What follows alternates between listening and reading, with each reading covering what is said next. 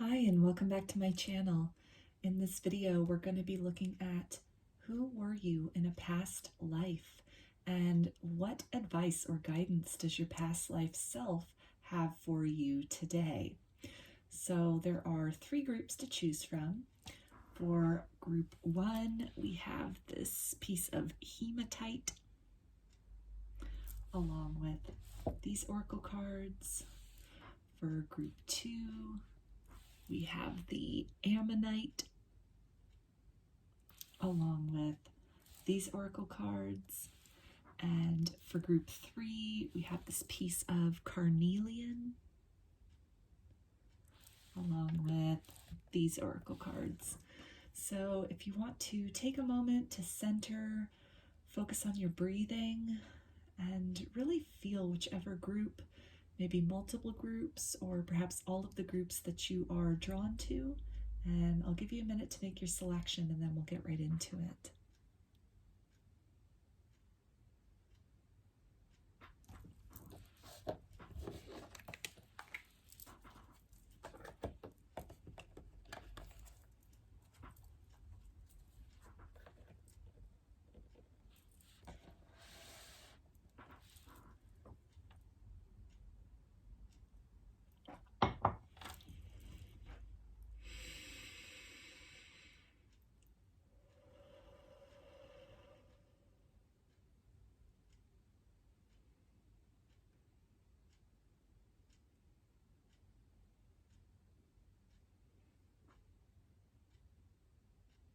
Hi, group one. You chose this piece of hematite. So I'm going to put that right up here. And we'll take a look at these oracle cards at the end because this will be the guidance from your past life self or maybe multiple selves that come through for you today. So I'm going to put these over here for now. And I'm going to start off with some of these past life cards just to get maybe a general idea, some of your former incarnations that want to come through in this reading today, group one. So, who were you in a past life, group one?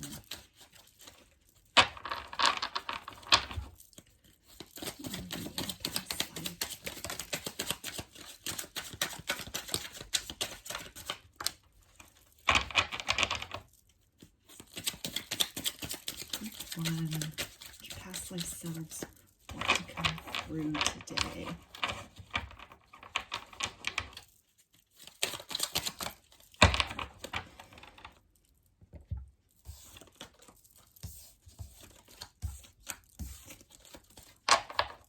Okay, so we've got ancient civilizations, Lemuria. So you could resonate with Lemuria, also called Mu. This is, if you're not familiar with Lemuria, this was an ancient civilization, kind of a contemporary of Atlantis, only located off the Pacific coast, so in what is modernly the Pacific Ocean. And we've got past life mining, so that could be something in conjunction with Lemuria. I know that they did a lot with crystals, with crystal technology, similar to some of the technological kind of feats or endeavors or inventions that were that took place on Atlantis. The same kind of things were happening on Lemuria, specifically using quartz crystal as sort of a repository of information. So maybe in some way you were involved in that, either recording information into quartz crystals or perhaps the obtaining of quartz crystals from deep within the earth of the island of Lemuria. We've also got past life, oath, and vows. So I'm feeling that this kind of is all tying in for me in terms of with this Lemuria card right here.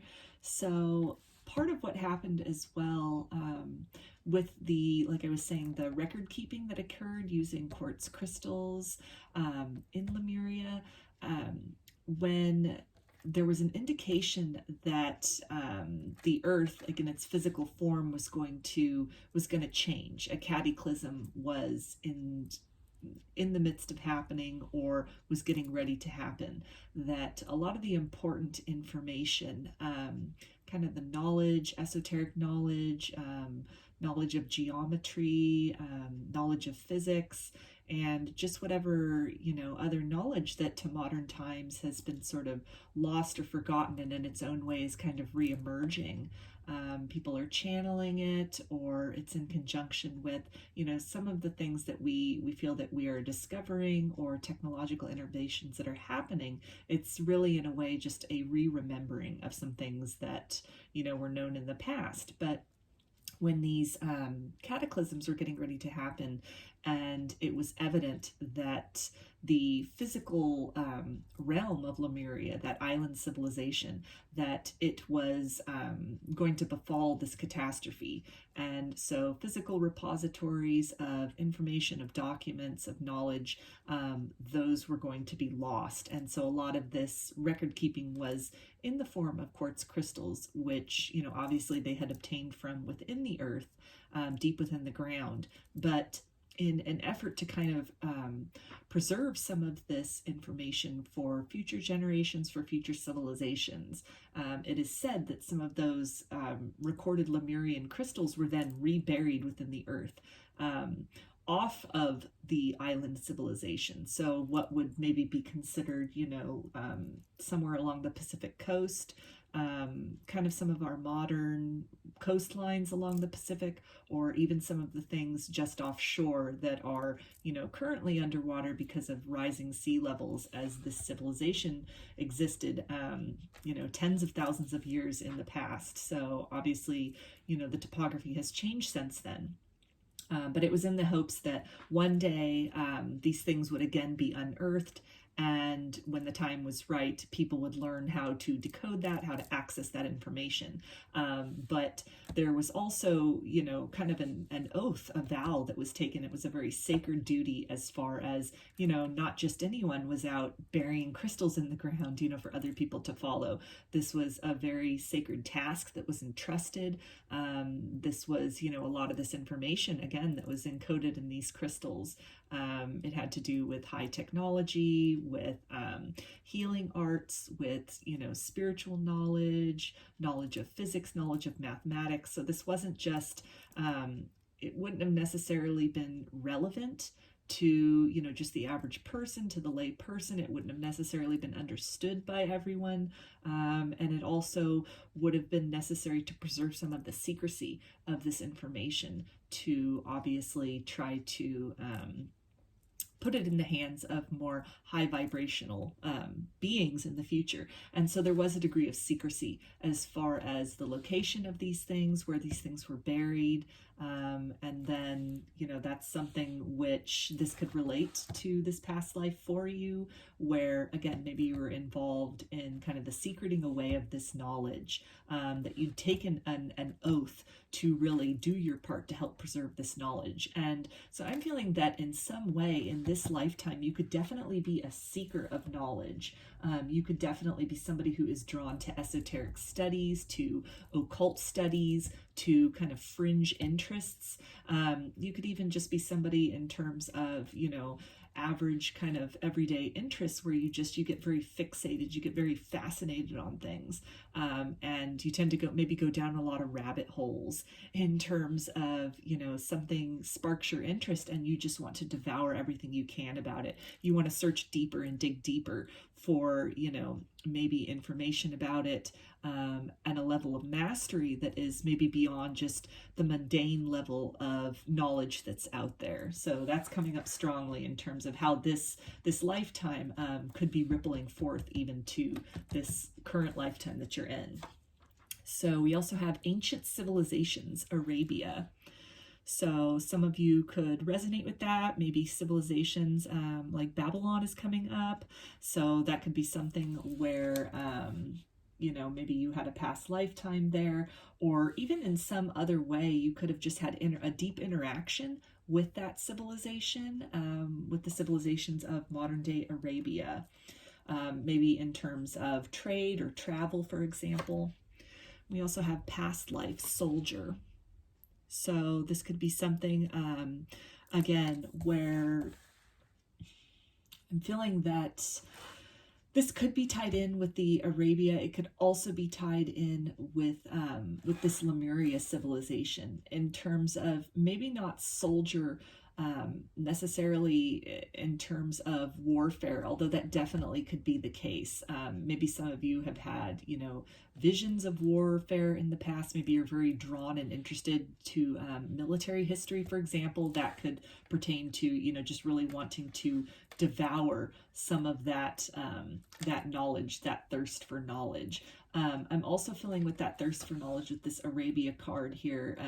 It's bringing to mind the library at Alexandria, which, kind of like what I was talking about with the knowledge embedded in quartz crystal, for example, in Lemuria, and just this wealth of knowledge. The library at Alexandria also was a huge wealth of knowledge, kind of all the knowledge of the age, everything that could be known. One could be interested in finding, obviously to a certain extent, there's always kind of like the knowledge beyond the knowledge. It's not so just easily or readily accessible that, it takes some introspection, some seeking, some kind of deciphering. But I'm definitely feeling that, when warfare occurred and that library at Alexandria was sacked and was destroyed, and efforts were made to preserve as much of that knowledge as was possible.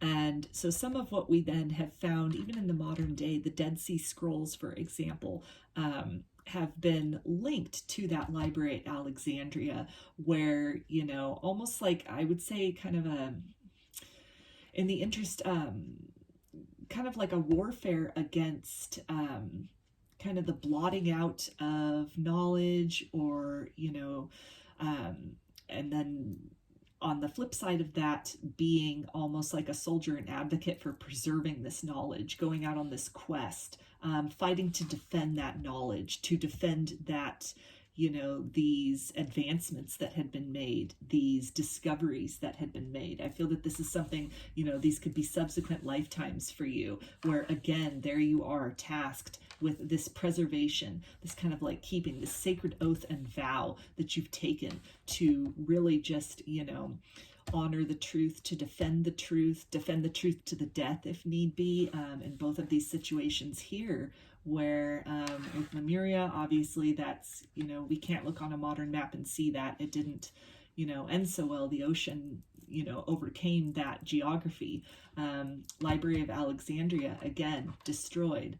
Some of the things that were there were able to be preserved, but it's a small fraction of what actually at one time existed in this place. And so I feel in both of these lifetimes, this is something where, you participated in that, in really the mining of knowledge, the seeking of knowledge. The soldier is really the defending of that knowledge, the preservation of knowledge at all costs, that it was something where you took an oath, you took a vow to do that, to defend enlightenment and truth against kind of these forces that weren't necessarily setting out to perpetuate ignorance and unknowing, but just as kind of a consequence of, the physicality, the physical documents, the records of that knowledge, the traditions, which were also, as conquests happen, as catastrophes happen, then that way of life, it kind of ceases to exist. And so without the people really practicing these things, practicing what they know,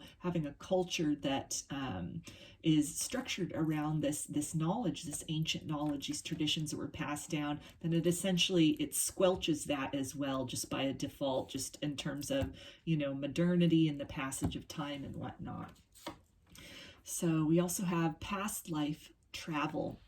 So this can tie in with, the soldier card. And again, I'm really feeling with both of these, the kind of like this, this quest to really preserve knowledge. I'm feeling really, having to race against the clock, sort of.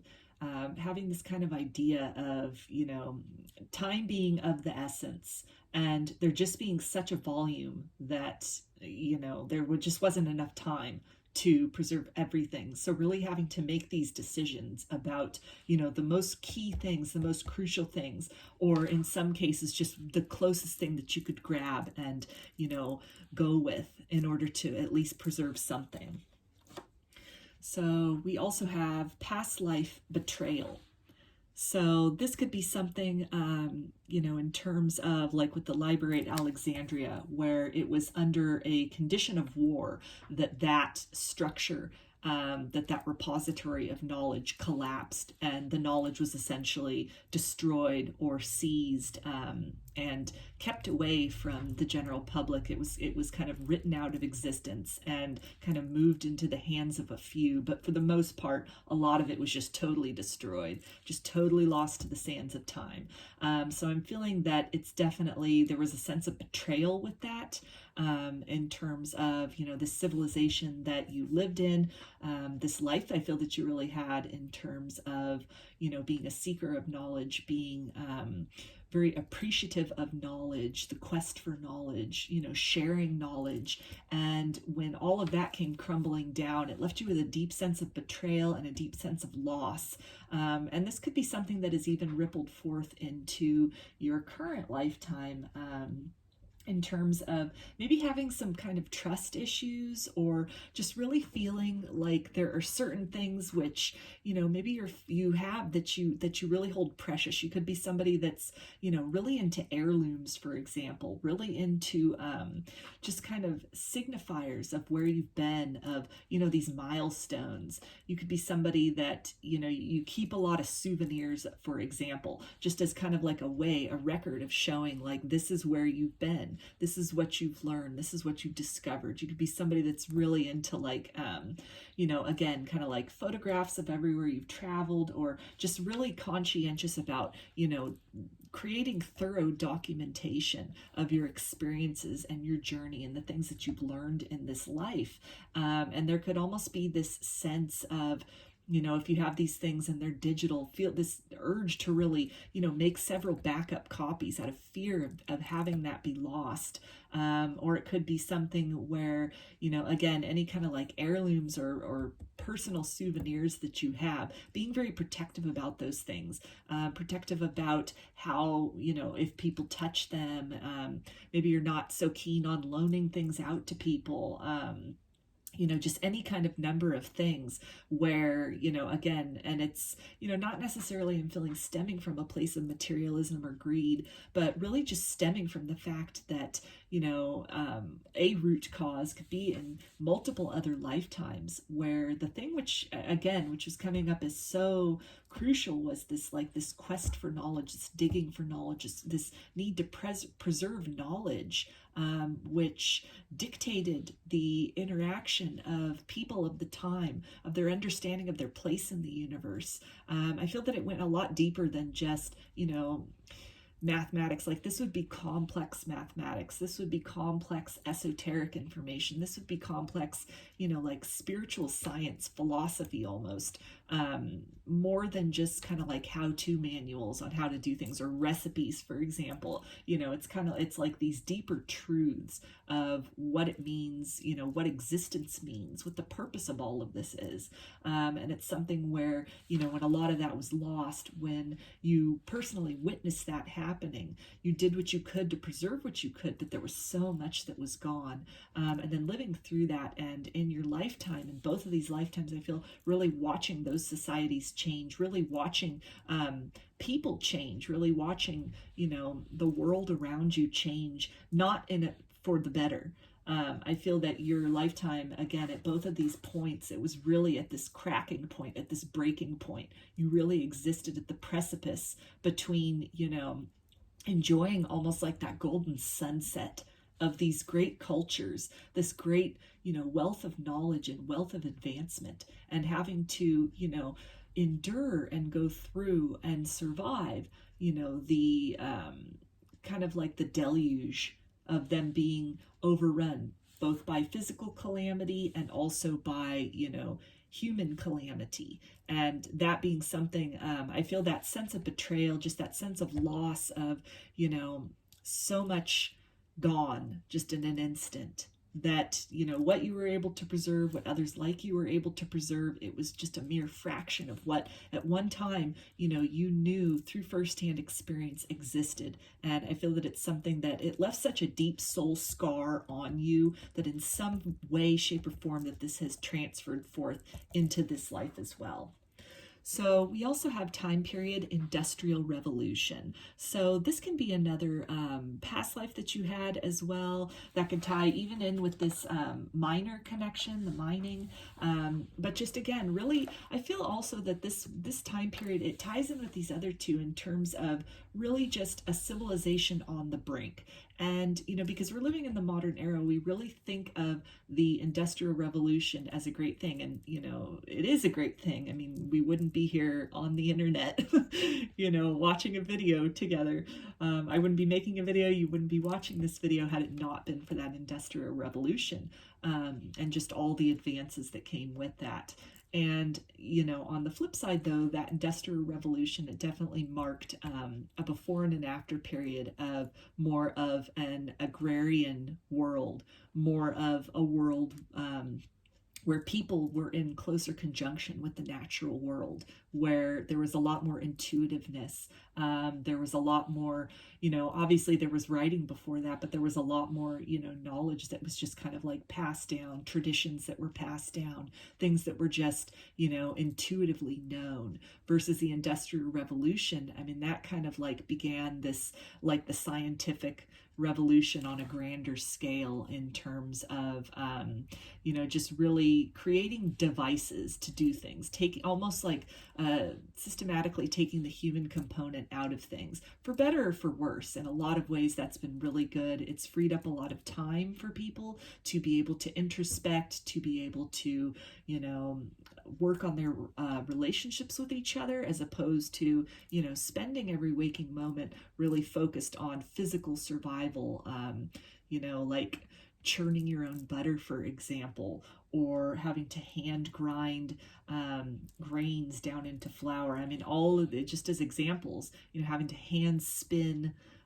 animal fibers into wool to make clothing, all of these things that the Industrial Revolution, when that came around, it definitely, you know, again, freed up time for people to introspect, to really, you know, dream, to imagine, to create all these really great things that prior to that, there wasn't the time for most people. For most people, just the basic essential survival, it consumed so much.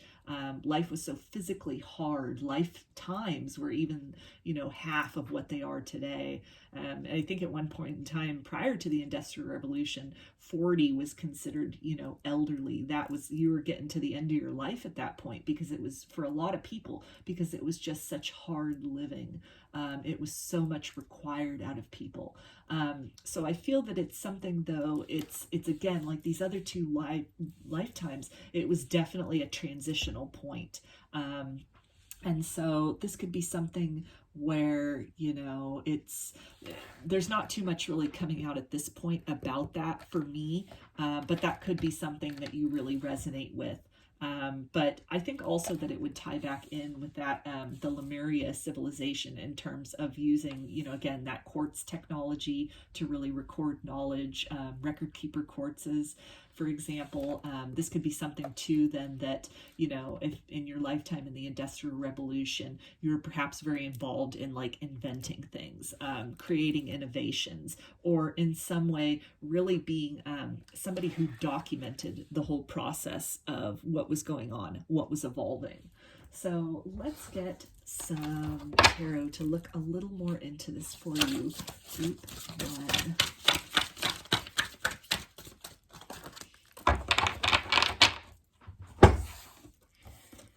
Okay, so we've got the Hermit. So to me, this is definitely a confirmation of that quest for knowledge, just that seeker energy that was coming up through all of this. And we've got the Queen of Pentacles.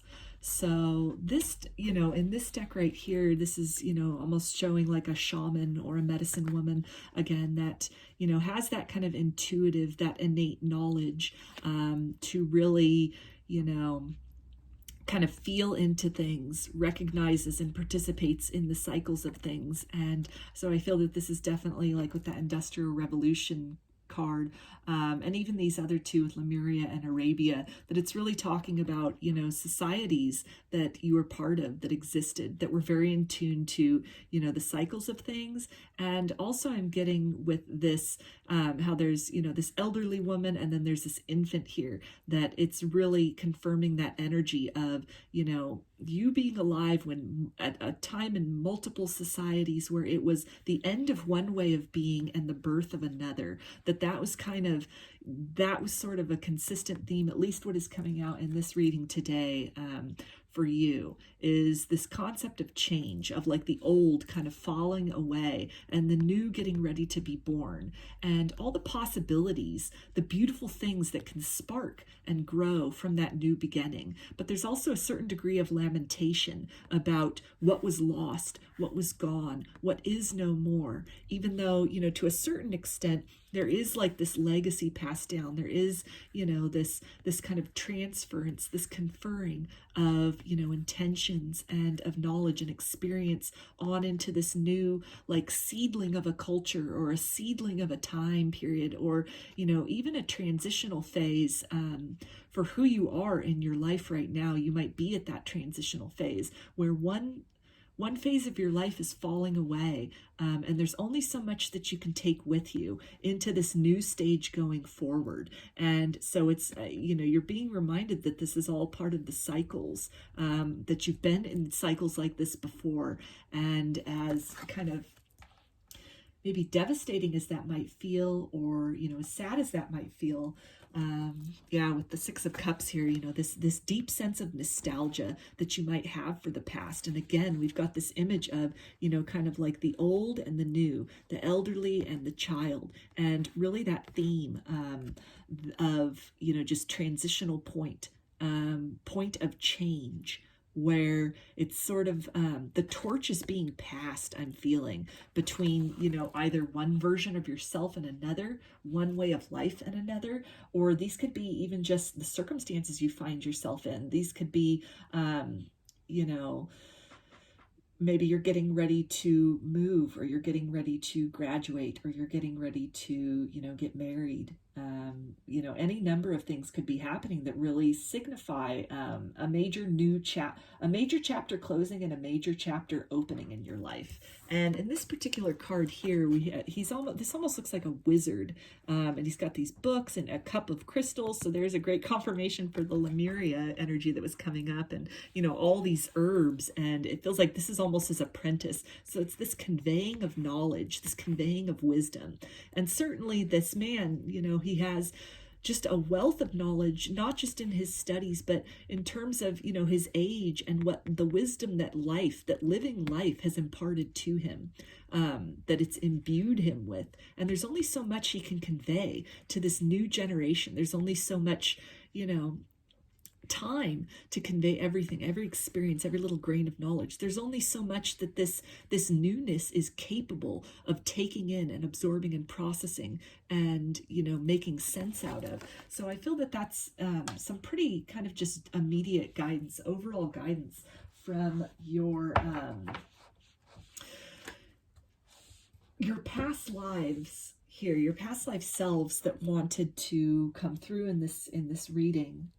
It's definitely a big indicator of, you know, as you're in this period of transition, as you're in this period of things changing, things shifting. Maybe you're setting out on your own for the first time. You're really breaking away from a group, you know, maybe moving on. Maybe for some of you, it could even be something like you're getting a divorce, for example, and you're moving into this period of singlehood. Just something where, you know, you're following this guiding star. You're following your intuition through the door into change, into a new direction. And you're really being guided to, you know, just treasure the wisdom that you have earned. Really keep that close.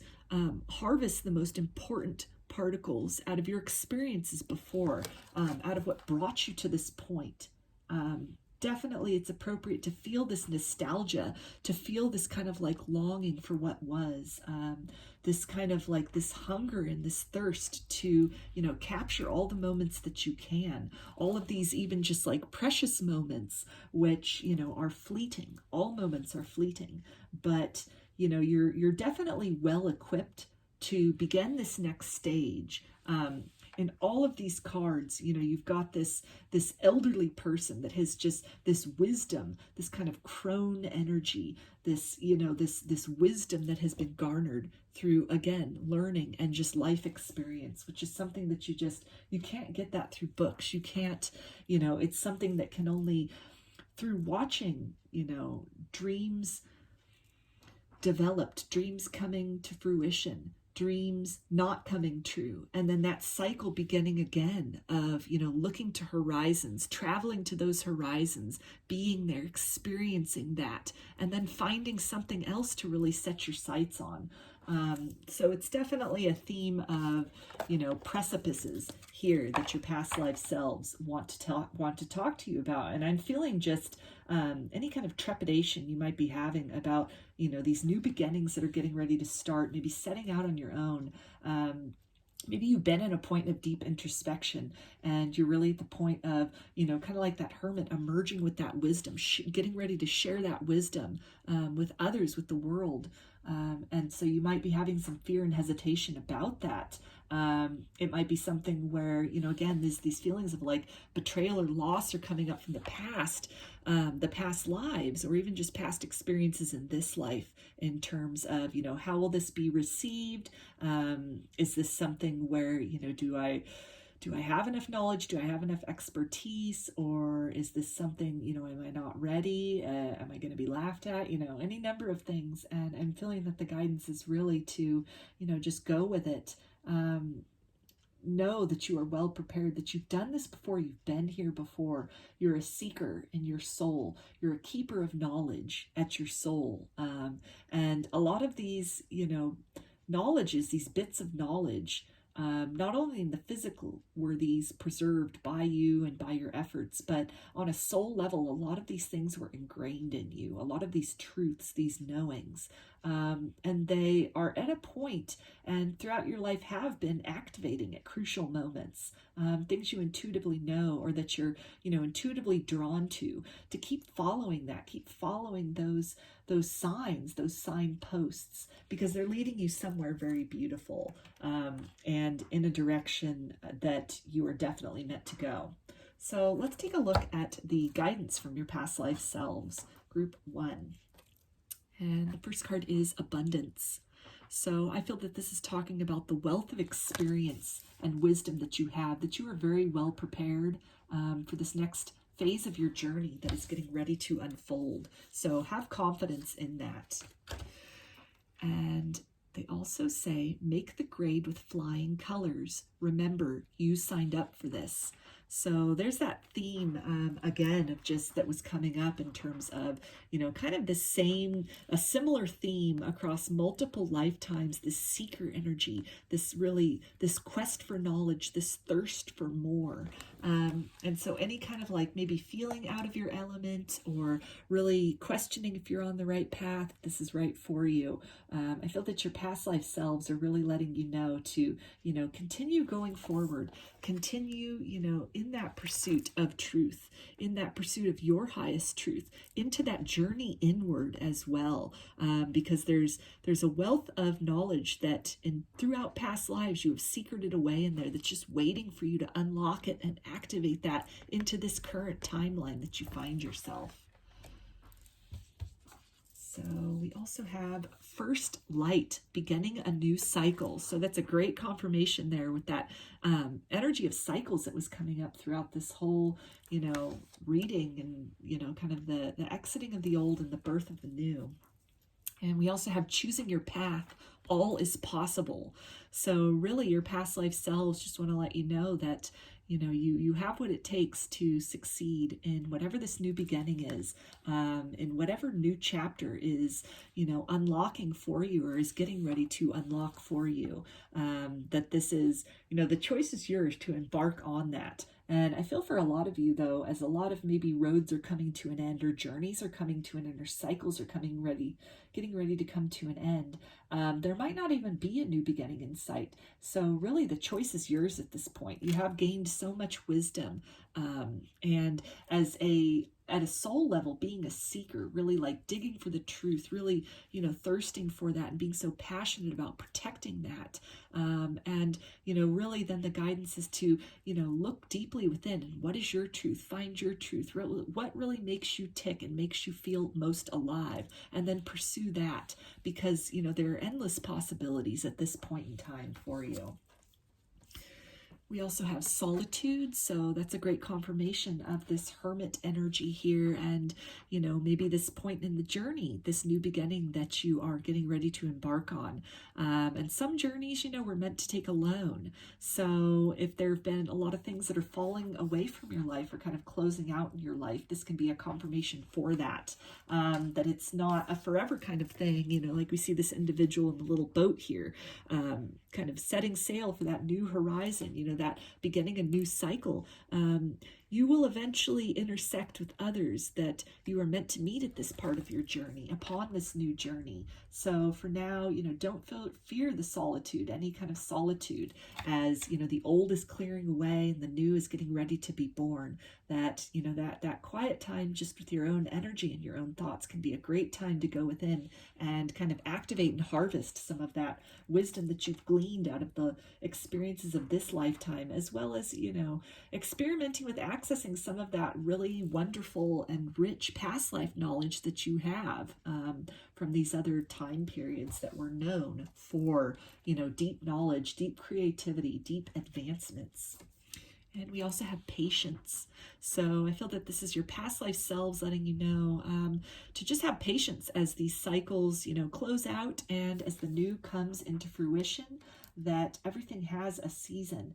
And, if you're finding yourself in kind of a winter, sort of an autumn season where things are falling away, they're dying off, they're closing out, the old is ceasing to be in your life, and you're entering kind of this winter, this solitude phase of quiet and, calm and introspection, to have patience, because, that new cycle, it will come, that spring will come, it will emerge, you will emerge, a different and, certainly more capable individual than you were previously, because of everything that you've experienced, everything you've been through, and, also because of the way in which you'll digest your experiences during this time of solitude, and the wisdom that you'll crystallize and harness out of that as well can only serve to help you in the future.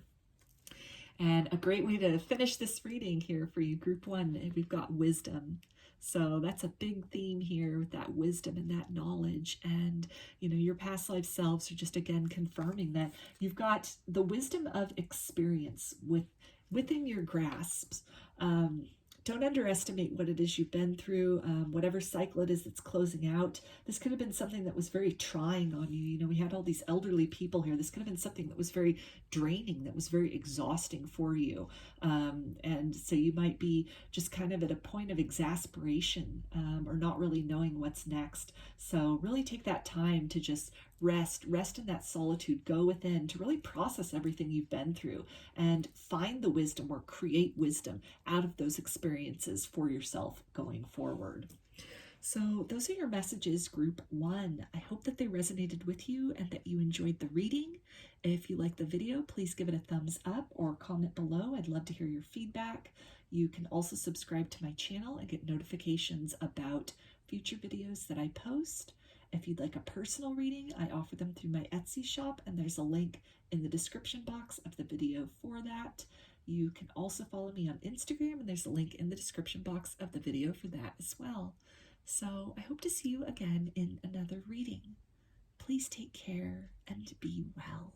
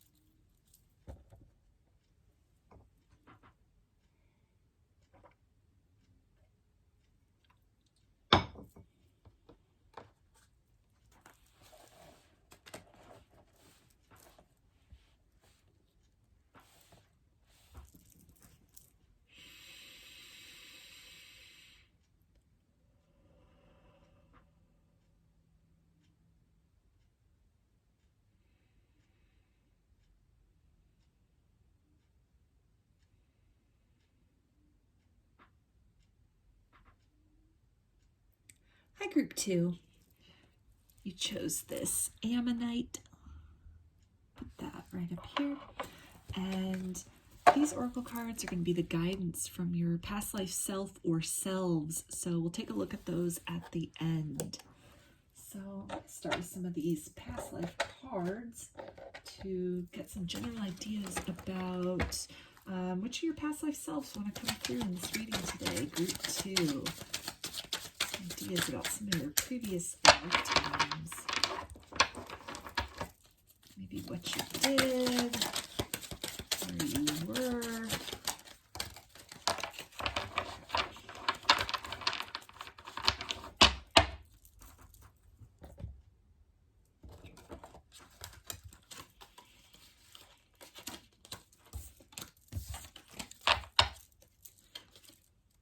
Okay, so the first one we have is past life orphan. So you definitely could have been an orphan in the past life, or this, I'm feeling also you could have worked with orphans. Maybe you took in orphans. And I'm feeling almost, for some of you, that'll be in almost like a religious sense, like kind of like a monastery sort of, where you took in orphans, maybe, you know, provided sanctuary for them, or, you know, in some way maybe apprenticed them to, you know, have trades. So this could have been also something that you did just in like a benefactor sense. If you were somebody who was a little more wealthy, then this could have been a charitable organization that you started. But again, that religious component is definitely coming in strongly with that.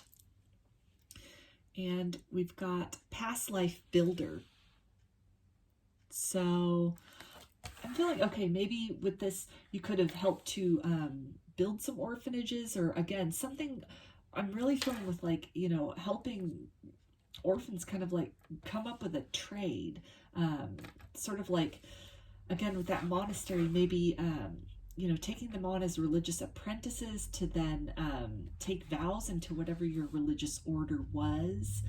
This could have also been something like a school that was established for orphans to really help them, you know, find a trade, get an education, just in some way that, you know, you really help to create structure for these children that had lost everything in their lives. We've also got ancient civilizations, Mayan.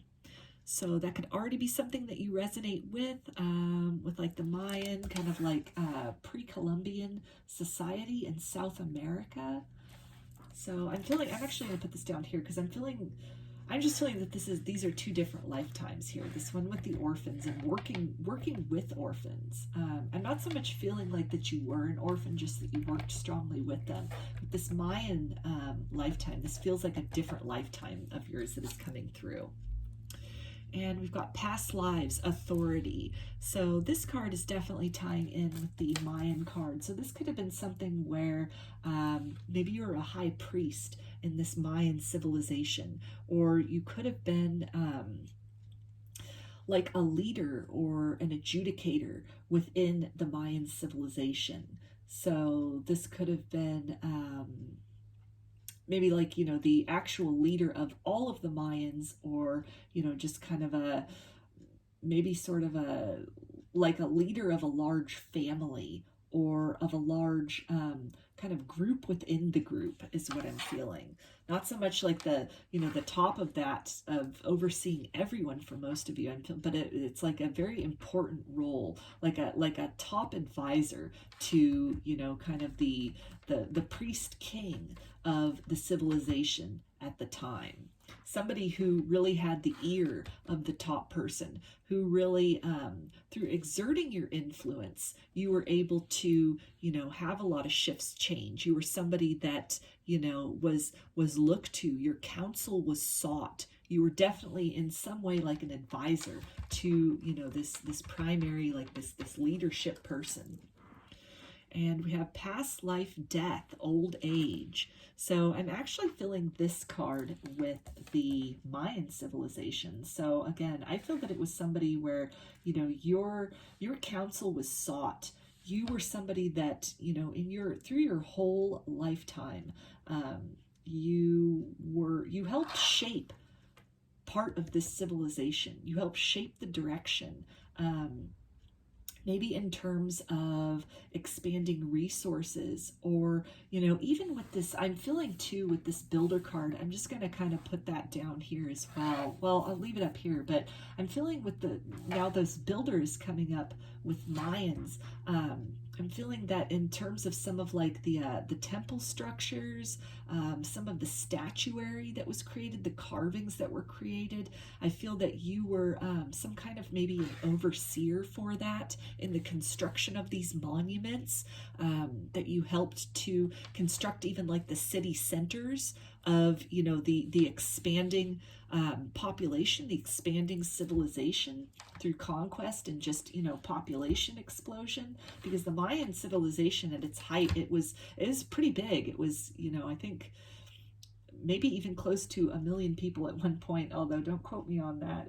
It was certainly quite extensive. That terrain covered quite an extensive part of South America at at the height of its population. So this would have been something where, you know, again, the structures, the urban structures, the markets, the trade routes, all of these things would have had to have been mapped out. They would have had to have been constructed. They would have had to be planned. So I'm feeling in some way you were, you know, almost like a city planner, some kind of consultant in that capacity. And this could even for some of you, it could almost be like the spiritual consultant of, you know, because with most of the Mayan temples even that exist, and even the ways in which ruins of the cities that are found, that are explored, they all definitely, you know, in antiquity, it was a really, you know, geometry and a relationship to, you know, astrology, to the constellations,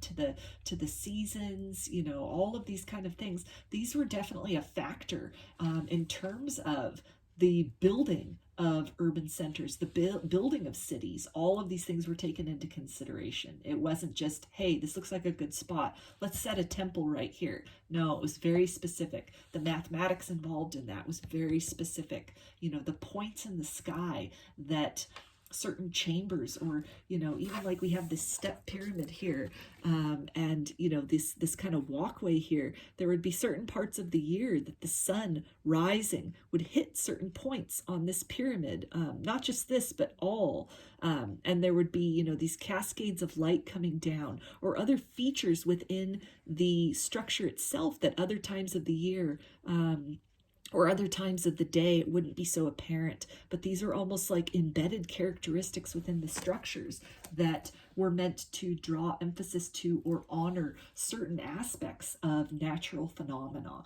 And so I feel that in some way you were some kind of a consultant about that, like a spiritual consultant about what would have been most pleasing to the gods, what would have been most favorable for the continued blossoming and the continued prosperity of the society as it was built up. So more than just a city planner in terms of this ground looks steady, let's build here, but more on a spiritual level. And that this is something which, you know, this spiritual knowledge, it would have taken you a long time to accumulate that, to amass that. It would have been something where, you know, you were highly respected, you were a position of authority in this, and, you know, up until old age, you were the person who, or one of several, maybe part of a council that was responsible for kind of setting these buildings in particular places, these temples, these monuments, or these carvings even. So we also have social classes, aristocrats. So that's tying in, I feel, with that orphan card, what was coming up initially, in terms of being some kind of a benefactor, maybe building orphanages, using your wealth for good, using your wealth to help others in, you know, your society, that you weren't just, you know, living the high life and really, you know, out of touch, but instead I feel quite differently maybe than a lot of your contemporaries. And at different points in history, there definitely has been, and with good reason, because it's appropriate, a big emphasis on the responsibility of, you know, wealthier people to really help out the less fortunate, to use that wealth for the good of all to a certain extent, you know, to really help to give back. And particularly in instant, you know, like orphans, that has always been something that has really, I mean, that's looked at as somebody through no fault of their own, you know, just ends up parentless from a young age, and that it's something where, you know, there's always been this deep compassion, more so than I would say for other, you know, across the board for other types of unfortunate situations. Historically, there's always been that push for, you know, some provisions to be made for those that fit into that orphan category. And I feel that that's something that in this past life where you were, again, this wealthy person, that, you know, this was something that you either were an advocate for encouraging others of your social class to really get involved, to really step things up, or you personally were building orphanages, you were building maybe schools to really, you know, give people a trade, or, you know, to teach them just in some way. This could have been something also where you were donating a lot to religious organizations that were working with orphans, so to different monasteries or churches, for example. So we also have past life soldier. So this can definitely be something, I'm feeling this here in terms of the social cause. I feel that you were definitely very outspoken about that, that you were, you know, this is your passion. This is like your passion project. This is something you felt very strongly about. Perhaps you had also lost your parents, maybe not necessarily at like a young childhood age, but at some point technically had become an orphan. And so it was something that, you know, perhaps even you know, became an orphan, and it was some kind of a religious group, religious organization, something associated, maybe like a Catholic monastery or some kind of Catholic orphanage that had taken you in, and really helped to educate you, helped to get you a trade, something that you then became very good at. You climbed up in the world, and it was something where, you know, you never forgot where it was that you came from these humble beginnings, that you managed to build a life because of the goodwill and the charity and the generosity of others. And so when it was your turn, you definitely, you know, became a fierce advocate of others giving back. You reminded others in your social class of the importance of giving back, the importance of helping those who could not help themselves. And we also have past life death, early age death. So I'm feeling actually with this card, I'm going to put this right here, but I'm really mostly feeling that in terms of this aristocrat card, I'm feeling that it's something where you experience death at an early age, let's just say. So I'm feeling that for those of you that became orphans, that it wasn't necessarily like young childhood like we see on that card, like a young child, but, you know, it's in some point in your kind of like earlier development, where you had that experience with death, and it was really by the grace and charity of others that you were saved from a life of destitution. And so it's something which, again, it became this passion of yours, this passion project. I'm also feeling, though, for some of you, this could go down here, in terms of, I feel that with this kind of these pre-Columbian societies, and although this is saying Mayan, I feel that you would have had several lifetimes, several cycles of life in this same kind of region, in this same time period. Some of the lives you're dying old, some of the lives you're dying early, perhaps from disease or like conquering. I'm feeling with some of you, you were really there. I'm feeling for some of you, you were alive to help really build up some of this civilization. And then you were also alive at the collapse of this civilization. So a couple different, I'm feeling 3 different lifetimes within this whole Mayan the time period that Mayans were there. And so that could either be living within the Mayan civilization, and at other times you're incarnate in contemporary civilizations of the Mayans, but just in that whole region, to where almost when you were in this lifetime where, you know, you've got this authority and you're doing this kind of advising, this kind of civic planning until an old age. I'm feeling that it's not only spiritual knowledge and, you know, knowledge of like geometry and, you know, building and all that other kind of stuff, but it was also like on a soul level, because you had been incarnate in other periods in which these, you know, kind of contemporary societies, you really on a soul level had experienced kind of the birth and the growth of these civilizations. And so another component of what you were bringing in this lifetime with the old age,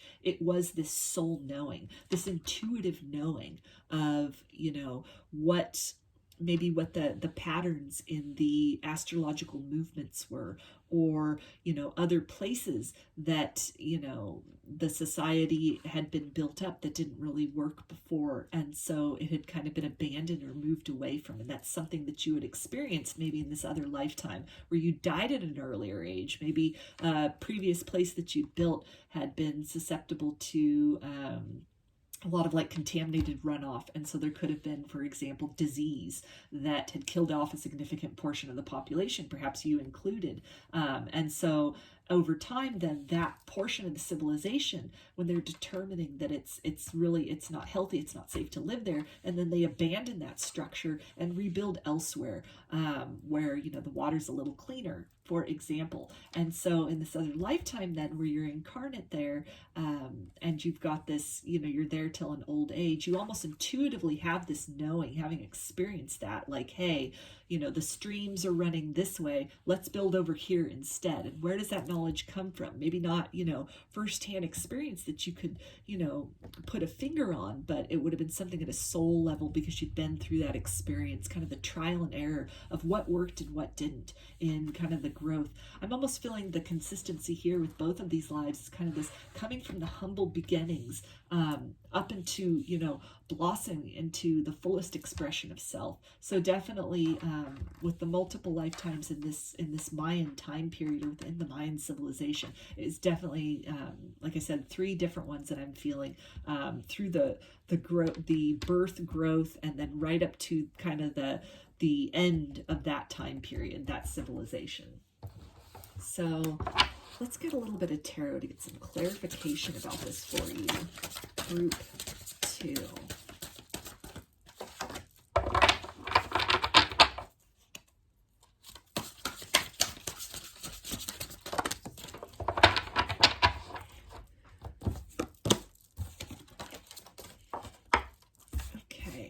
So we've got the 2 of Wands. So this is definitely that confirmation of like that planning, that kind of civic planning that I was picking up on. This really, you know, looking out on the horizon and really knowing to anticipate, almost seeing in your mind the growth of the potential of what was possible.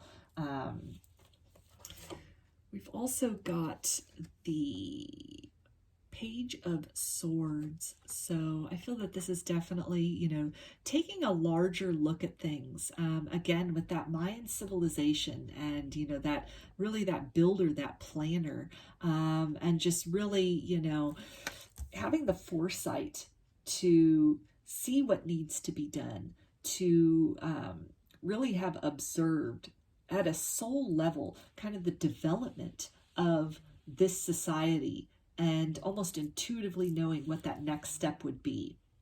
This is also tying in with the, you know, because in this particular card, you know, we've got this, he's a warrior, you know, here, and he's definitely on kind of like an offensive stance. You know, he's ready for battle. And so I'm feeling that, you know, it's in terms of, you know, with the with this idea about, you know, like building orphanages, creating opportunities for other people, that this was, again, something you're very passionate about, that it's a cause that you felt so strongly. You felt that it was like the duty of others in higher social classes to really go out there and help others. This could have been something you were very vocal about. You could have written about this. You could have written pamphlets about this, given lectures about this, just in some way really put yourself out there.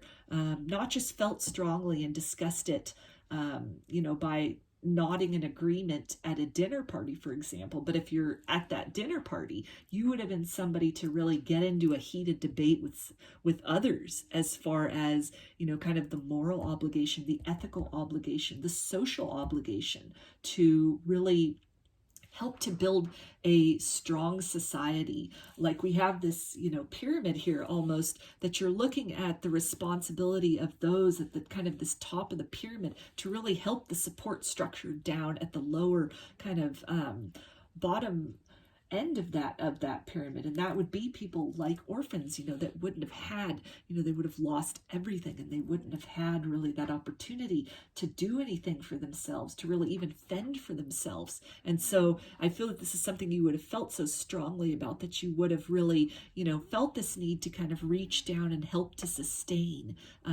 that kind of segment of the population that couldn't, for, you know, reasons of age, for example. If it's a young child or an infant that's then an orphan, then it would really require services and places for them to go, to be educated, to be housed, to be fed, in order to, you know, create some potential of those people then building a life for themselves as well. So we also have the Eight of Pentacles. And so this is definitely talking in both cases, I feel, just your hard work and your foresight and your planning. So in terms of with the, you know, with the Mayan civilization, this is definitely, you know, a confirmation of that energy of planning, that energy of having, you know, been through this, been with this society almost through its entirety, very tied to this society from the beginnings to the middle, you know, the golden era to kind of that end point. I don't feel you were in this society at the complete collapse, but like right when that began, that was your last incarnation there. So you helped to really birth and bring this forth. I'm feeling that in this lifetime with the kind of the wealthy, the aristocrat, I feel that you really helped to establish some precedents and a lot of systems. And again, like help to build orphanages, either, you know, by funding them or, you know, employing people to do that, or in some way, you know, getting the word out there so that others would then support that and contribute to that. And it's something that then created a legacy. It's something where, you know, it was, these seeds were well planted. These words that you spoke, this passion with which you know, conveyed this duty, this obligation to really look out for the future, look out for future generations in order to really help create opportunity for everyone within the society. I feel that, you know, you understood social structure, you understood society, you understood not only your beginnings, but just what that generosity and charity maybe that you had experienced, what that did for you, the opportunity that it created for you, the person you were able to become. And so I feel that it's something that, you know, you saw the potential in all of these other people that just needed that assistance, that help in order to blossom into their fullest and most productive version of self as well. And so the ways in which you conveyed that to others, it was seeds well planted. And there were many others that, you know, took what you were saying, heeded your advice, you spoke with authority on the matter, and it's something to where, you know, you really helped to create and build something very lasting and very effective. So let's take a look at the guidance from your past life selves, group 2. So first one we have is return to silence. So this can definitely be guidance to really look within, to really trust what you're feeling inside, trust the vision that you have of the future. I feel that your past life selves are really advising you to kind of disregard any naysayers. If you have a vision in terms of, you know, a better world for yourself, a better future for yourself, of the potential that could grow out of something, then your best counsel is your own counsel at this point. So if you've been encountering other people, you know, that maybe can't see the same vision that you see, don't, you know, feel as confident or feel as passionate maybe about something. Maybe it's a project, or, you know, something that you want to build or undertake. Maybe it's starting a business. Then I feel your past life selves are advising you to really just look within. You have the knowledge within. You have been somebody in the past that has really made an impact on the world, on the society that you have been in, based on, you know, your personal experiences carry a lot of weight. That's a lot of expertise. You have a lot of authority. The experiences that you've been through in this life have equipped you with authority that others do not have. And so if they cannot see your vision at this point, then your best advised is to just proceed with that. The proof is in the pudding, so to speak. You know, build it and then they shall see. So we also have the reward, celebrate your magnificence. So I feel this is your past life selves letting you know that, you know, you have overcome and you have been through so much. You've really created something magnificent out of your life, or you are about to create something magnificent out of your life, and it will be the reward for all of the hard work that you've had to put in, all of the sleepless nights, all of the, you know, rejection, all of the perseverance, in the pursuit of your vision, in the pursuit of your dream, in the pursuit of the larger picture that perhaps only you can see. And so that this is a time to really celebrate yourself, celebrate your expertise that you came into this incarnation with at a soul level, and also what just your experiences and the ways in which you have improved yourself and improved your situation and improved the world around you. Take the time to really acknowledge those things. Take the time to really recognize the ways in which you've made life easier for somebody else, the way in which you know, smiling at a stranger, holding the door open for somebody, saying thank you, just any little thing can really, it can improve somebody's day. It can improve their whole experience of the world, you know, cumulatively. So it's something I feel your past life selves are really wanting you to, you know, take that time to applaud yourself, applaud all the hard work, all that you've accomplished, and all that you shall accomplish. So we also have staying focused, hold the course. So there's some more confirmation about, you know, if others can't see the vision that you have, if they, you know, don't have that foresight, they don't have that idea, that, you know, that's, just stay focused on that. And when you build that, when you produce that, the results will be explanation enough. The results will make people see what it is that you have seen the whole time. So you've done this before in other lifetimes. You've had a vision of how the world around you could be more efficient, or be kinder, or, you know, just be more generous, be more effective. And it's something which, you know, often this is a vision that only you could see. And it's something where, you know, at times it may have been kind of a struggle to really, it may have taken a lot of oomph for you to really convey that to others, to get others to be as passionate as you are about something. But by staying focused, by staying determined, and really just holding that vision, you are able to accomplish your goals. And we have finding sanctuary, opening to your spiritual source. So I feel that this is guidance to really, you know, like we had the return to silence, this, you know, seek within. The answers you are seeking are within. You have your vision. You know what it is that you want. You know what it is that you want the world around you to look like. So really, again, at this time, you know, the approval of others is not necessary. The others may not understand what it is that you are envisioning.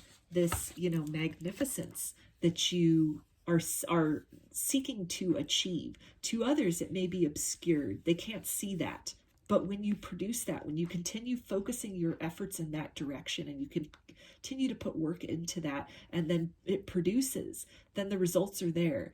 Then this illumination happens for others. And there's that big aha moment of like, okay, now I get it. So at this time, just, the wisdom you need is within. The skill, you're very skilled. And so to really trust yourself in that.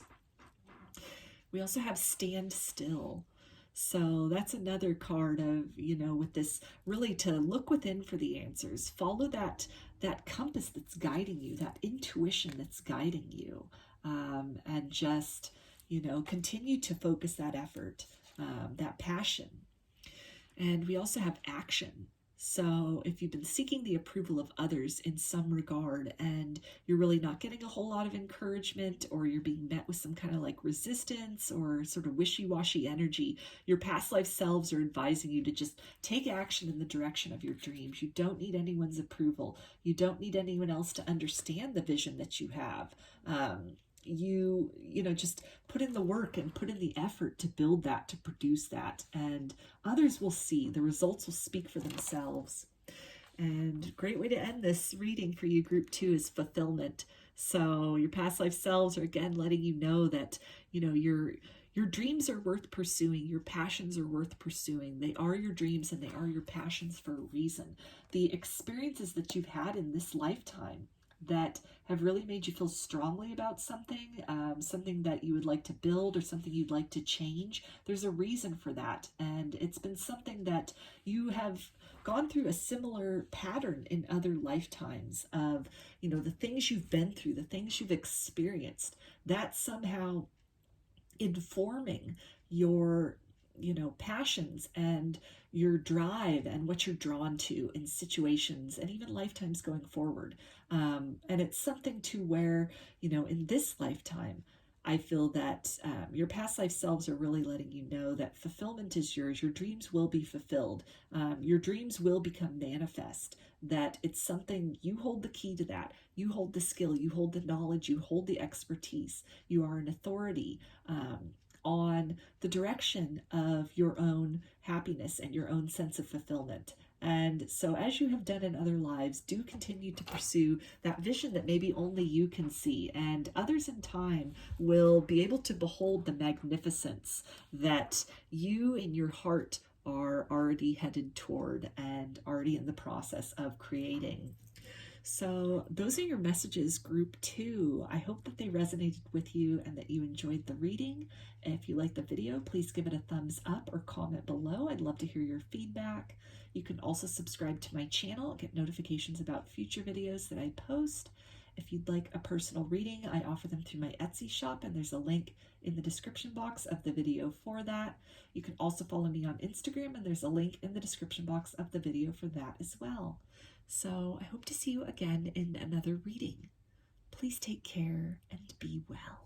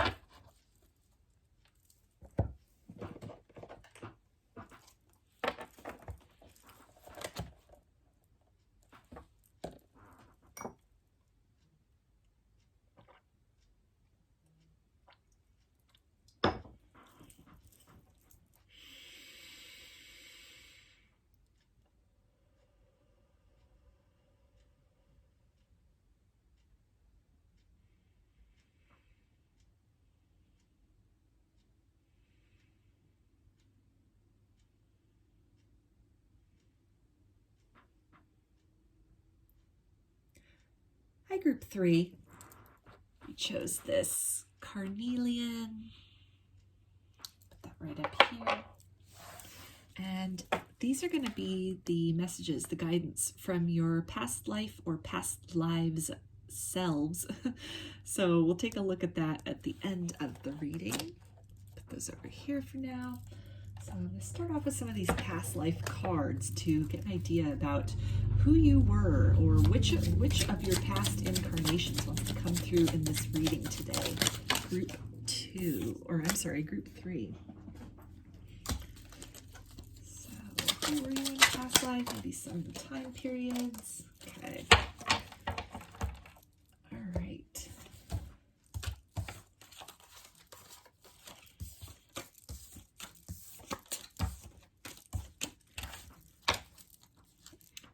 Okay, so we've got past life occultist. So this could be something that you did in a past life. This could be an interest that you have in this lifetime even. The occult, alchemy, tarot, paganism, alternative beliefs, alternative spiritual systems.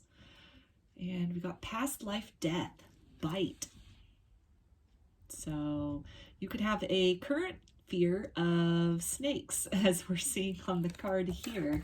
But this could really be from anything, but, you know, just any kind of feeling. For some of you, scorpion also would have been a bite. Well, I guess technically that would be a sting. But for some, I'm feeling like in a desert region that you were living. So for some of you, that could have been in Egypt, or again, just any of that kind of like Mediterranean almost, or, you know, just kind of like North Africa, basically. So maybe you were an occultist there. And we've got past life death, murder. So to see what... I'm going to leave that here for now because I'm going to see if any other past lives come out. But let's see how that ties in. Okay, past life, revolution. So I feel that this is a different one from the occultist life.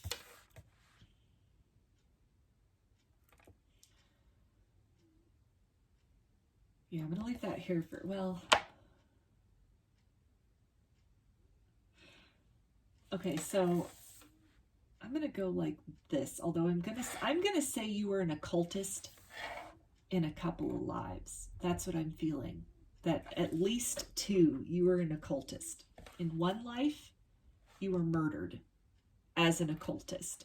So that could be something where, you know, maybe you had given some advice, or you were counsel. Maybe you were the spiritual counsel to some kind of king or some kind of leader, and one of that individual's enemies, or somebody vying for the throne, that they kind of eliminated everybody within the household, within the council, and so you would have been that person that would have fallen into that category as well. Or it was something where in order to get you out of the way so that you're not giving, you know, the kind of advice or guidance, or the things that you were seeing, if you were using, you know, like divination. I'm getting like smoke divination, smoke scrying, for example, that this could have been something where, again, just to kind of weaken the leader, the king, for example, that, you know, to eliminate the kind of the foresight that king was able to have, that would have come in that form by kind of eliminating that occultist. This could also be something with the bite, where, you know, as you're working on alchemy, you're working on potions, things like that, that you could have been working with snake venom. You could have also been working with trying to create poisons. So this could have been something, kind of a shadowy aspect almost, where the potions and the things that you were inventing as this occultist, that it was for the purposes of, you know, eliminating others. So this could have been, you know, again, something that kind of went wrong in the preparation of those kind of potions, in terms of the snake. So with the Revolution card, I'm actually picking up French Revolution with that. So we'll see what else comes through with that. But I'm feeling like this would have been something, this card right here, this past life death, is also tying in with this for me, with this French Revolution that's coming through. So this would have been something, I feel that you would have been executed during this French Revolution. So maybe as like a dissonant, you would have been kind of captured as kind of a rebel, something like that. So we also have time period Arthurian. So that relates to, you know, like Avalon, the time of King Arthur. So this could also be, I'm feeling with this, I'm going to put this up here with this occultist card, because this could again have been one of, I feel, multiple lifetimes, at least 2 where you were an occultist. One of them definitely in some kind of like desert, arid kind of region, where, you know, snake bite would have been quite possible, anywhere that they would have, you know, kind of venomous snakes and that, or just in terms of what you would have been working with at the time, that it could have gone wrong, could have backfired. But also in terms of with the Arthurian time, I feel that, you know, again, an occultist during this time period where, you know, magic was more heavily practiced, more heavily believed in. There were occultists, there were, you know, green men, there were all kinds of, you know, wizards, mages, just all kinds of things that were happening. Just a very different belief system that occurred in that time period in terms of kind of the layers or fabric of life and existence and what was possible. And so occultism definitely ties in very strongly with that. We also have past life, American frontier. So I'm going to put that one down here till I get a little bit more. I'm also feeling though that both of these, the snake bite and the murder card also are fitting in with that for me, with that American frontier. Although for some of you, I'm also feeling then old age would have been the cause of death at the American frontier, but definitely, you know, just kind of this wild unknown, this unknown kind of territory. So for all 3 of these, it's definitely this feeling of kind of going against the grain. For a lot of people, you know, that went out onto the American frontier, and it wasn't, you know, it was outside of the comforts of society. It was outside of the established, although even still kind of wild to its own extent, it was outside of all of that. It was setting off into the unknown, where, you know, things like a snake bite could definitely be the demise of somebody, where there's no doctors around, there's no healers around, there's nothing like that. It's just pure wilderness. And so it's definitely, it takes a certain type of person to have really embarked upon that, to really have broken away from society and kind of gone off in that own direction in the pursuit of something else. So it ties in really well with, again, occultists really looking into kind of like fringe or more arcane knowledge that the average person did not have, that the average person would have been kind of scared of, would have been kind of nervous about, the things they wouldn't have wanted to look at. With the Revolution card as well, you know, that's definitely going against the grain of whatever kind of tyranny or whatever kind of, with the French Revolution specifically, you know, just kind of the monarchy at the time. And, you know, although it definitely picked up speed and it picked up sympathizers, you know, it was something that it began as just like as a fringe kind of dissonant movement. It began as, you know, just people kind of like saying no to what was going on, no to the system that they were living under, the conditions that they were living under. And the people kind of in the early stages of that, again, I'm feeling with you that it would have been early stages of that. And it would have been, you know, where you were maybe captured and executed as for treason, as a traitor. But it would have been something where you, and among many others that would have been in that same kind of camp, that same kind of result would have happened. It would have created this momentum where more and more people then were further and further frustrated with what was going on, with the way people were being treated, the conditions of things. And so your life and your death would have then contributed to that movement that then eventually changed and restructured that whole society.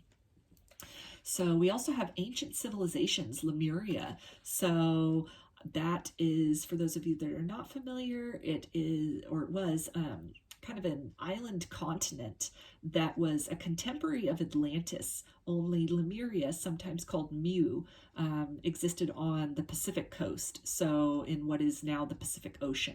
So with this Lemuria card, I'm also filling that with the occultist card. So now that this has come up, it's definitely there's definitely three different occultist lifetimes. So the kind of the arid desert, the Arthurian period, and Lemuria, definitely.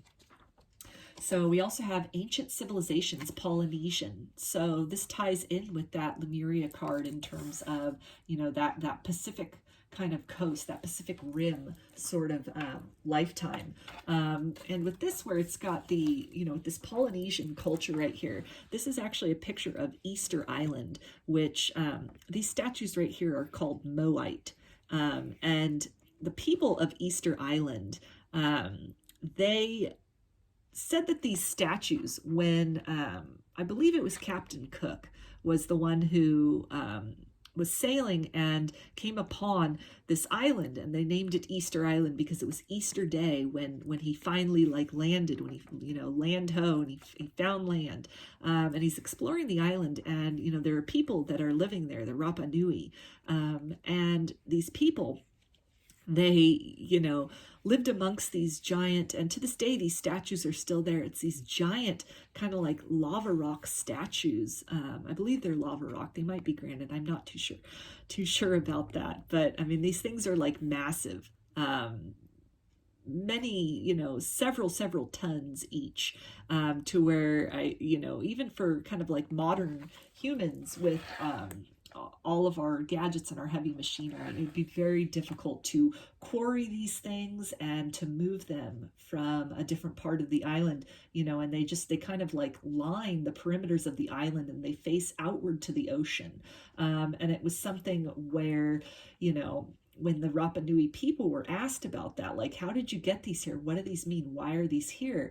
And they said that they were not the ones that put them there. They said that, you know, it was the gods that did that, and they moved them. They almost levitated them through the air and positioned them at all of these different places, with some, you know, and it was just taken as kind of like, okay, well, that's sort of folklore, but you know, it's a lot of people interpret that as some kind of a technology that's then been lost. So it's tying in with me with this kind of this occultist and kind of this like maybe this lost knowledge, even of these different times. You know, there's Lemuria, most people, you know, a lot of kind of like mainstream science, mainstream belief is that it didn't exist, that it was just something of legend, something of lore, kind of like Atlantis. For a long time, although increasingly there, I think there's some kind of historical basis for the Arthurian period of time, but for most of history, it was dismissed again as just kind of like lore. Like there wasn't any written record of it. You know, the King Arthur and the Knights of the Round Table and all of that. It was just kind of dismissed as conjecture, as something that was not real. And then some historical evidence started coming up that, yeah, this time period existed. The places that were described, you know, these places existed. They still, you know, there's ruins of that. There's evidence of that. And so it's now in modern times being treated as, okay, this was a historical time period, although, you know, the full extent of the kind of what can be verified is vague. But so with all of this, it definitely, these three cultures right here definitely speak to this time of kind of this occultism, this magic, this sort of like, again, lost technology, or kind of this deeper connection with the natural world than we have nowadays, than the understanding that we have nowadays, the things that are possible nowadays. So I feel that this again ties in. Your involvement with that would have been just kind of like these, because it's not like everyone, you know, in these times, like on Easter Island, for example, not everyone was levitating the stones. This is like a very, you know, just a very select kind of segment, or maybe just a few individuals that would have had that knowledge much had that ability. So it's definitely very fringe. And in all of these, you know, civilizations here, where it's just so much of the truth is just blended with lore, or, you know, it's kind of like lost into this mystical kind of like void of time. And so definitely, you know, with this occultist life, this could be something where, again, you're deeply interested in the occult nowadays, or kind of lost civilizations, ancient civilizations. This could be something where, you know, maybe your interests, maybe you travel a lot, and you like to go to places, these kind of like lost civilizations. Other people might be going to the resort, and you're instead, you know, traveling to ruins somewhere, you know, to really look around and try to find, you know, experiences and maybe bits of the past that others aren't so interested in. And we've got past life natural disaster. So I feel that this is definitely tying in for me on a couple of fronts. With this American frontier, I feel that this is something that you could have definitely experienced that there. Some kind of like monsoons, and maybe the American Southwest, for example, could have been something that, you know, you saw, or, you know, you lived through. Maybe you lost people through that.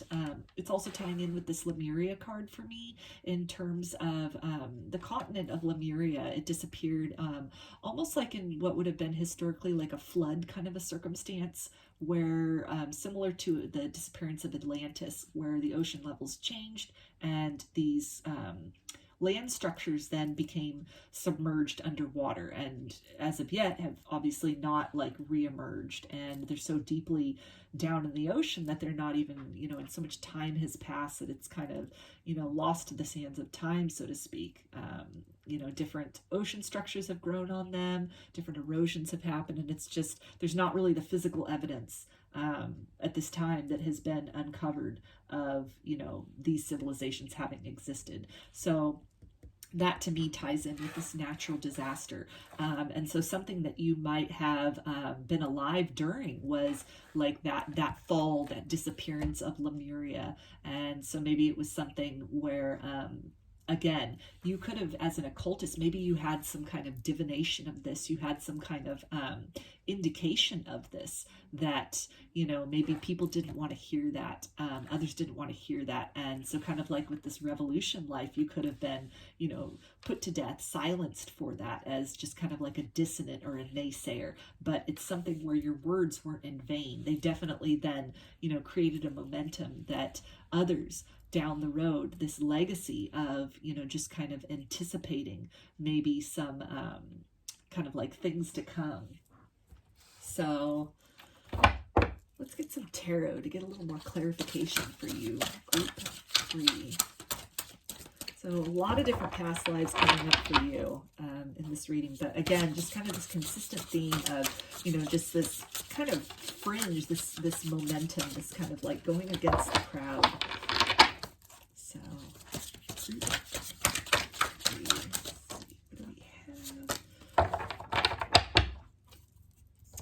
Okay, so we've got the 9 of Wands. So I feel that this is definitely talking about, you know, really also in the capacity of all these past lives that want to come through, some kind of, you know, just like you've seen a lot.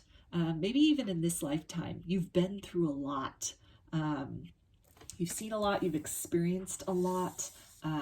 Any kind of like hesitation you have about things, any kind of like, you know, premonitions you have about things, I feel that they are definitely tied to, you know, kind of a heightened psychic sense, but I feel also that they come almost like an intuitively at a vibrational level based on the life experiences that you've had, that you're really able to anticipate things that are to come. You're able to really sense a change in the climate, maybe within, literally within the climate, you might be able to sense like weather changes, and kind of, you know, sort of plan your life around that. Or it's something where even on like a social level, I feel that you're really able to determine trends that are coming or shifts in the social structure. You might definitely be into divination, a tarot reader. You're able to tap into that collective unconscious and really sense and really determine kind of like these changes in the wind. So we also have the Page of Wands. And so this is definitely talking about this, like this adventurous energy. This definitely, you know, seeking experiences and seeking a life outside of the ordinary. I feel that it's something, you know, with this card here, it's, you know, you carry a lot of wisdom and experience. Your experiences in this life, and in all of your lifetimes, the things which you have seen and which you have sought out, that it's definitely, you know, you're equipped with this kind of like almost this connection to the higher realms, and this deep kind of like well of knowledge, this treasury of knowledge that, you know, you've sought the different forms of knowledge from all different kind of places, a different way of being, a different way of life. You have a larger vision for kind of what's possible or what's out there. And we also have the Hanged One. So in this deck, this is the Hanged Man, and this is talking about, you know, this illumination, this different perspective. You see things differently. You have a different lens from most people. For a lot of you, you're going to have strong psychic abilities to, again, really be able to sense like changes in the social climate or opportunities that are elsewhere. You definitely look at things from a different perspective from other people. And I feel that at times that this is something which, you know, it's been very burdensome for you to really be able to, you know, maybe prognosticate things or have a feeling about things that others just kind of dismiss as like, oh no, that's not going to happen. That's not possible. That's never going to go anywhere. And so this might have been something where you, if you had listened to these people previously, you could have missed out on some opportunities, or it could have been something that could have resulted in some kind of disasters, some really unfortunate things by not following those instincts. So just right off the bat, before I get into this guidance for you, group 3, I'm feeling your past life selves are really encouraging you to, you know, trust your gut, trust your instinct, because you see life and you feel life and you perceive life through a different lens.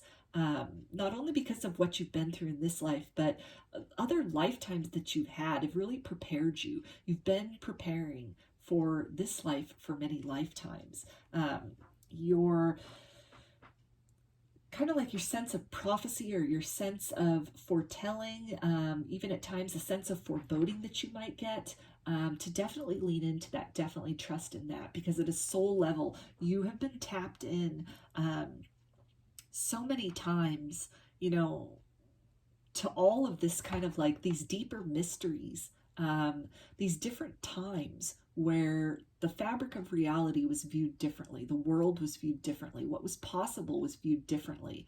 And so you've brought that with you into this lifetime, those gifts, that gift of insight, that gift of kind of seeing beyond. And so really, you know, trust that before anything else. Because it can definitely, you know, when you lean into that, you can really help to avoid certain things that, you know, would be kind of unfortunate for you.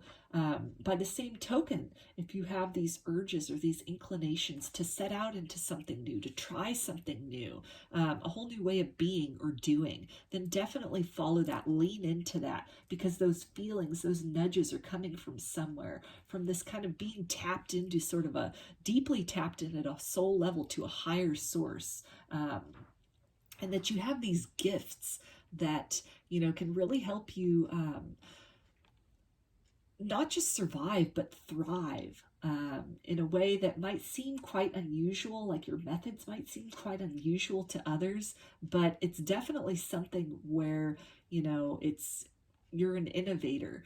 Your way of looking at the world and your way of doing things, although it might seem confusing, it's definitely something which can yield some very, you know, positive results. It's definitely, you know, new things can come from that as well. So let's dig a little deeper and get the guidance cards from your higher self, group 3. So the first card we have is Golden Memories. So I feel that this is your past life selves really encouraging you to maybe do some past life regressions if that's nothing that you have done previously, but something you are interested in, that there's more that can come out beyond, just what's in this. This is a general reading. So, obviously when you do these exercises for yourself, there's more that'll come out that's very specific. But I feel that it's your past life selves encouraging you to really, dig into those reservoirs of knowledge and experience from all of your lifetimes, from these very ancient lifetimes that you've had, these lifetimes of these, these periods of change, of being really on the frontier, on the forefront, for any new endeavor that you're, seeking to do, anything that you feel really called to do, that a lot of that is coming up as, kind of a gift or a memory from the past lives that you've had as well, that the skills that you have are beyond just what you've gleaned in this lifetime, but they're things that you've carried with you through many lifetimes. We also have be the bridge, expand your consciousness to behold both worlds. So definitely a confirmation of that occultist vibe that was coming up here, and your past life selves, if that's something you're interested in, like divination, tarot, anything spiritually based. It's something where, you've had experience with this in the past, and, you're being encouraged to really lean into that, to explore that, to recognize that you have this connection which has been forged on a soul level across many lifetimes, between you and your higher self, between you and source, God, goddess, angels, spirit guides, whatever you want to, refer to that as, and also the bridge between you and deeply embedded within you who you've been in different incarnations. And so really, take the time to forge that link, to recognize that link, and to utilize that link to, kind of get the confirmation or the guidance that you need in order to navigate maybe some of these new things or these intuitions that you're having. And we've also got rainbow blessings. Blessings are showering your life. So this is some great news from your past life selves that, all these things, if it's like a divination or a tarot business or any kind of spiritually based business, you've done this before many, many, many times. If it's a revolution in how you make your money, how you live your life, if you're setting out on a new frontier, compared to other people in your family or in your friends group or in your community, that it's something which, you can expect blessings, you can expect, abundance to come from that. Your gifts are a blessing, and your the desires that you have as far as applying those are also a blessing. And so by following those things, by really, looking within and feeling the call of your soul and following that and trusting that, you are prepared in this lifetime for that you have prepared many lifetimes leading up to this one for whatever this is, then, abundance can be yours. You can definitely, step through that precipice from the comfortable, from the known, and kind of forge a new path for yourself, open up to new horizons and new experiences.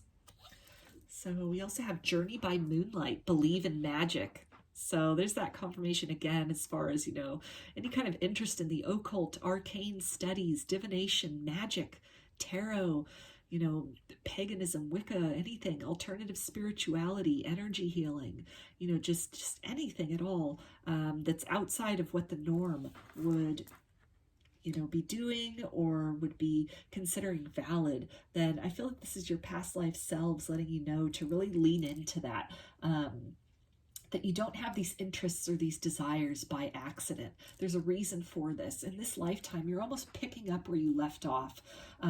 Maybe where you'd set out into some new territories, but maybe your life was cut short. For any of these disasters, that would have been out there in this kind of wide open terrain. Or, you spoke out, you declared a different way of being, and then you were punished for that. Your life was taken for that. And so it may be leading to some kind of hesitation in this lifetime to really, lean into things that are, a little outside of the status quo, or even a lot outside of the status quo. But it's something where you definitely have to believe in the magic of your own soul speaking to you through time. to really pick up again where you left off. The opportunities that you embarked upon in the past, that in past lives that may not have been successful. Now is the time for that. The world as it exists now is ripe for whatever this is, this interest that you have, or, this path that you're being called upon. We also have power. So definitely a confirmation from your past life selves to recognize that power you have within you. The power to create change within your own life, and to ripple that out as an example of change to others. So you have enlightenment, so definitely a confirmation of that spiritual element, that spiritual calling, that really, moving against the grain, marching to the beat of your own drum. If you are on a journey of enlightenment and, maybe you're feeling a little bit of hesitation about that because it's so outside of the norm, it's so outside of, what your contemporaries are doing, or what your family's doing, or what your friends are doing, what you used to be doing.